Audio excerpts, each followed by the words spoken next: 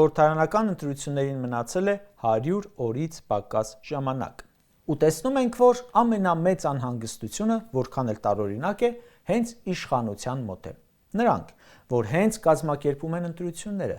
որոնք ունեն պետական վարչական ռեսուրս, որոնք պետական ընտրակաշառք են բաժանում եւ մյուս մասնակիցների համեմատ խիստ շահեկան դիրքերում են, տիրապետելով պետական լծակներին, միևնույն է, խիստ անհանգիստ են, դա ուղղակի չռում է իրենց ելույթներից, գործողություններից։ Եվ դա բնական է ու շատ հասկանալի։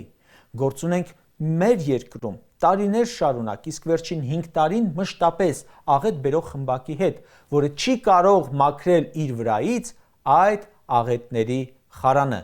Դեռ նման ախտահանիչ աշխարհում չի ստեղծվել, որ կարողանա մաքրել այդ խարանը։ Ազգային ժողովի նախագահի աթոռը մաշեցնողը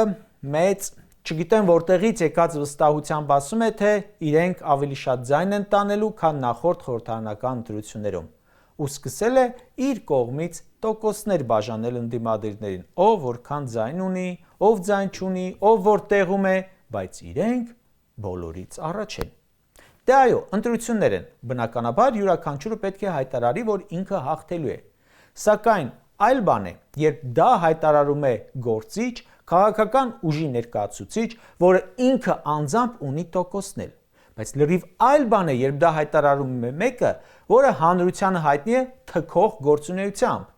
Մի թիմի անդամ, որտեղ չգիտես, թե որ մեկը ավելի շատ բացասական վարկանիշ ունի։